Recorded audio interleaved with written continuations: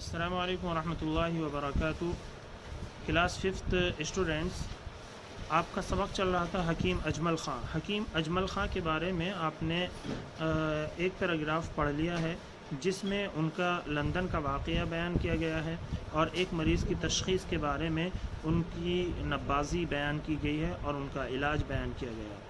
ساتھ ہی ساتھ ہم نے آپ سے آخر میں ایک سوال کیا تھا، وہی سوال صاحب کتاب بھی آپ سے کر رہے ہیں کہ اگر اللہ نے آپ کو ڈاکٹر بنایا یا طبیب بنایا، حکیم بنایا، تو کیا غریبوں سے رعایت برتیں گے یا نہیں؟ تو امید ہے کہ آپ نے جواب سوچ لیا ہوگا، تو آپ مجھے وہ جواب اپنی کاپی پر لکھ کر کے گروپ پر ڈالیے گا۔ ساتھ ہی ساتھ یہ جو اگلا پیراگراف ہے اس کو پڑھنا ہے، پڑھنے کے ساتھ ساتھ میں اس کی ایک نقل کر کے آپ کو کاپی جو کر کے آپ کو گروپ پر ڈالنی ہے۔ آپ اس پیراگراف کو میرے ساتھ پڑھیے گا ویڈیو دیکھ کر کے۔ حکیم اجمل خان 11 فروری 1868 کو دلی میں پیدا ہوئے۔ حکیم اجمل خان 11 فروری 1868 کو دلی میں پیدا ہوئے۔ یہ اس طرح کے سوالات ہیں جو کبھی بھی آپ کی لائف میں آپ کے سامنے آ سکتے ہیں، اس لیے آپ ان واقعات کو، ان قصوں کو قصہ ہی نہ سمجھے بلکہ ان کو یاد بھی کریں اور اپنے ذہن میں محفوظ رکھے۔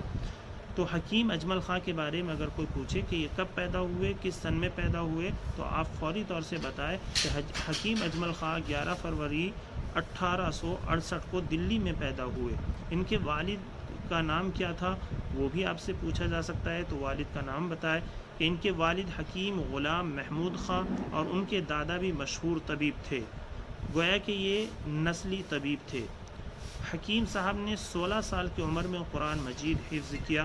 یہ ایک خاص بات معلوم ہوئی کہ حکیم صاحب نے 16 سال کی عمر میں قرآن کریم کو حفظ کر لیا اور اس کے بعد اس شوق سے علم حاصل کیا کہ 18 سال کی عمر میں تفسیر، حدیث، فلسفہ، ادب اور طب کی تعلیم مکمل کر لی۔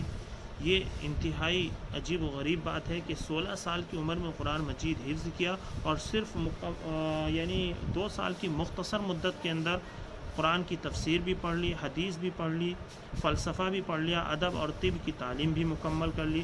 یہاں میں آپ کو اپنے اسکول کے مشن کی طرف لے کر کے جانا چاہتا ہوں کہ جس طرح سے حکیم اجمل خان نے مختصر ٹائم کے اندر بہت کچھ حاصل کر لیا، مطلب یہ کہ حفظ کرنے کے بعد قرآن کریم کی تفسیر جو کہ آپ کو اسکول کے اندر پڑھائی جاتی ہے، امید ہے آپ بھی تقریباً بہت ہی کم عمر میں قرآن کریم کی تفسیر اور ترجمہ سیکھ لیں گے، حدیث سے تعارف ہو جائے گا، اور فلسفے کی جگہ آپ لوگ سائنس پڑھ رہے ہیں تو انشاءاللہ بہترین سائنٹسٹ بھی ہوں گے، اور ادب اور طب کی تعلیم مکمل کر لی اور سائنس پڑھنے کے بعد اور 12th کرنے کے بعد ممکن ہے آپ کو اللہ ڈاکٹری کے لیے قبول کر لے، یا اسی طرح سے لٹریچر کے لیے قبول کر لے، ادب کے لیے انگلش ادب یا عربی ادب کے لیے قبول کر لے، تو یہ بھی آپ کی جو تعلیم ہو رہی ہے بہت ہی وقت کے اعتبار سے بہت ہی اہم ہے، اور اسی طرز پر تعلیم ہے کہ آپ کو کوئی بڑا حکیم یا کوئی بڑا طبیب یا کوئی بڑا انجینئر بنانے کی پوری صلاحیت اس تعلیم کے اندر موجود ہے۔ اس لیے آپ اس تعلیم کو بہت ہی اہم اور ضروری سمجھے، اور جو کچھ اسکول میں پڑھایا جا رہا ہے اس کو روزانہ یاد کرے، اس کو محنت سے، شوق سے، لگن سے حاصل کرے۔ آگے، ان کی ذات دلی کی تہذیب کا نمونہ تھی، ان کی ذات دلی کی تہذیب کا نمونہ تھی، تو یعنی کہ آپ با تہذیب بھی ہونے چاہیے، مہذب ہونے چاہیے۔ وہ نہایت خوش مزاج تھے، بات کرتے تو منہ سے پھول جھڑتے، سب سے خندہ پیشانی سے ملتے۔ اسی طرح سے آپ کا حال احوال کلاس میں ہونا چاہیے کہ آپ بہت خوش مزاج ہونے چاہیے، دوسروں کو ہنسانے والے تو ہو لیکن رلانے والے نہ ہو۔ اسی طرح سے بات کرے تو بہت ہی پیار سے اور نرمی سے بات کرے کہ آپ کے ہنسنے ہنسانے سے دوسروں کو تکلیف نہ پہنچ جائے۔ حکیم اجمل خان کو ملکی و قومی سیاست سے شروع سے ہی دلچسپی تھی۔ وہ ہندوستان کی تحریک آزادی کے ایک سرگرم کارکن تھے، ساتھ ساتھ اتنے بڑے عالم، اتنے بڑے ادیب، اتنے بڑے طبیب کے ہونے کے ساتھ ساتھ وہ ایک ماہر سیاست داں بھی تھے۔ حکیم صاحب کانگریس اور مسلم لیگ دونوں پلیٹ فارم پر موجود رہتے۔ 1921 میں अहमदाबाद इजलास में वो इंडियन नेशनल कांग्रेस के सदर मुंतखब किए गए। हकीम साहब 5वें मुस्लिम रहनुमा थे जो कांग्रेस की सदारत के मनसब पर फाइज हुए। इनका नाम बड़ी बड़ी कौमी तहरीकों में गूंजने लगा। यहाँ से आपको ये बात भी मालूम है कि एक बड़े हकीम थे, बड़े तजर्बेकार माहिर तबीब थे, डॉक्टर समझिए अपने वक्त का बड़ा डॉक्टर, लेकिन इसके बावजूद उनको सियासत से कोई चीज़ दूर नहीं रख सकी। इसी तरह से अगर आप किसी भी लाइन में रहे और आप सियासत में भी आना चाहे, लीडर बनना चाहे बहुत बड़ा, तो वो भी आप बन सकते हैं। हकीम अजमल ख़ां तारीख़ के वो वाहिद शख्स थे जो 3 बड़ी कौमी तंजीमों के सदर थे, इंडियन नेशनल कांग्रेस, मुस्लिम लीग, ऑल इंडिया खिलाफत कमेटी। कौमी सियासत में वो सबसे मौसर किरदार रखते हैं। बरतानवी हुकूमत ने हिंदुस्तान में देसी तिब पर गैर साइंटिफिक होने का इल्ज़ाम लगाया और इस पर पाबंदी लगाने के बारे में सोचा। इस वक्त तिब्ब यूनानी की बका और इसका पूरा वजूद ख़तरे में पड़ गया था। हकीम अजमल ख़ां ने इस नाजुक वक्त में देसी तिब के दिफा के लिए मुजाहिदाना काम किया। उन्होंने हकीमों और वैदों के दरमियान इत्तिहाद कायम करते हुए 1906 ईस्वी में ऑल इंडिया वैदिक एंड यूनानी तिब्बी कॉन्फ्रेंस की बुनियाद रखी।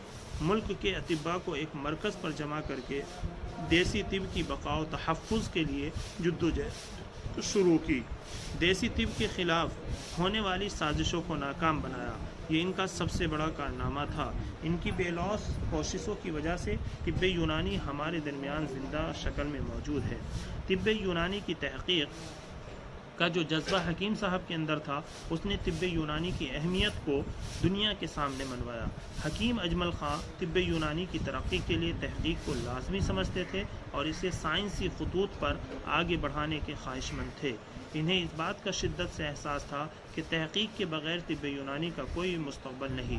चुनांचे 1906 ईस्वी में उन्होंने तिब्बी कॉन्फ्रेंस में कहा, हमारे तजर्बात की यह हालत है कि जिसके पास नुस्खा होता है वो उसे जान से ज़्यादा अजीज़ रखता है और उसे अपने साथ कब्र में ले जाता है। इस तरह हमारी तिब का बहुत सा हिस्सा ज़ाय हो चुका है। अगर हम इसी रविश पर चलते रहे, इसी तरीक़े पर चलते रहे, तो समझ लीजिए कि बकिया हिस्सा भी हमारे हाथों से निकल जाएगा। मालूम ये हुआ जो इल्म आपके पास है उसको बांटते रहिए, उसको दूसरों को देते रहिए, नहीं तो इल्म दुनिया के अंदर कम होता जाएगा। हकीम साहब उर्दू और फ़ारसी के बड़े शायर हैं। अब देखिए, इतना बड़ा तबीब, इतना बड़ा डॉक्टर, इसके साथ साथ उनको जो दूसरे शौक़ थे वो भी बहुत अहम थे। मसलन उर्दू और फ़ारसी ज़ुबान के बेहतरीन शायर भी थे। दीवाने शेदा के नाम से आपका शहरी मजमुआ मशहूर है। सियासी, समाजी और इस्लाही खिदमात के अलावा आपकी तालीमी खिदमात भी बहुत ज़्यादा है। आपने कई बड़े तालीमी इदारे कायम किए जिनमें जामिया मिल्लिया इस्लामिया दिल्ली का नाम सरे फहरिस्त है।